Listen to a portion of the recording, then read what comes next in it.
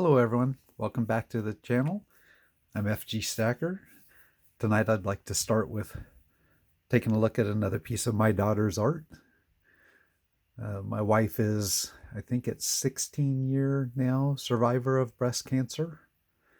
And when she had found out that she had it, she expressed some of her feelings through her poetry. She's certainly an artist as well, which is where my daughter gets it. And for the 15-year anniversary of her remission, my daughter did a commemorative print, I guess is what it would be, for her, taking one of the lines out of her poetry and commemorating it with her art. So this is very special to my wife. And in terms of coins,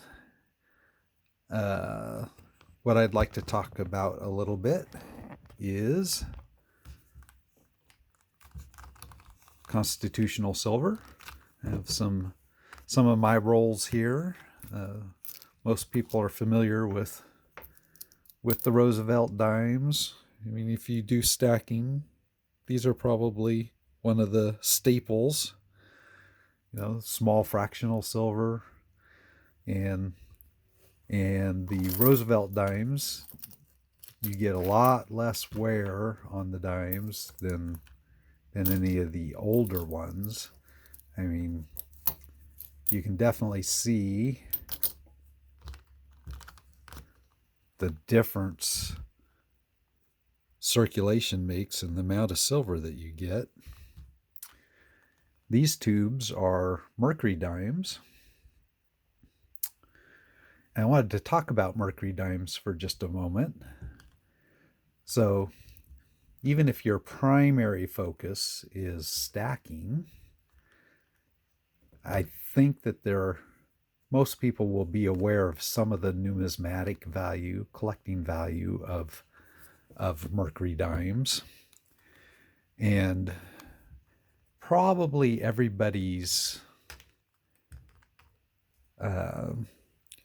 pretty aware of some of the major errors, like this one.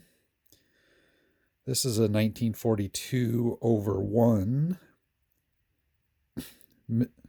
overstrike. You can see the 1 right there at the edge of the 2. Now this is not one I found. This is actually one that I'm looking at purchasing from somebody. But thinking about it, I have multiple tubes of my own dimes. I'd gone through the 42s just to make sure I didn't have any 42 over 1s. But I got to looking at some of the other varieties there are. And one of the other ones is on the 1945, the last year of the mercury dimes. You're looking for the S mints. And one of the varieties is that some of the dimes were struck with what's called a micro S, and that was a mint mark that really came about because we were striking at that mint coins for some other countries. And I happened to find one in my tubes of stacked dimes. You can see the difference in the size between those two S's. So a 1945 micro S. So this one carries a bit more numismatic value than just the silver that's in it.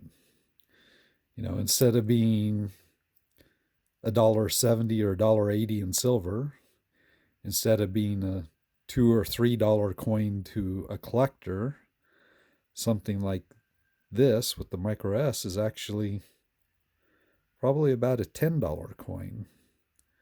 So if you're a stacker, it might be worth pulling it out, and if what you're primarily focused on is the silver, trade it to somebody that is interested in the collectability of it.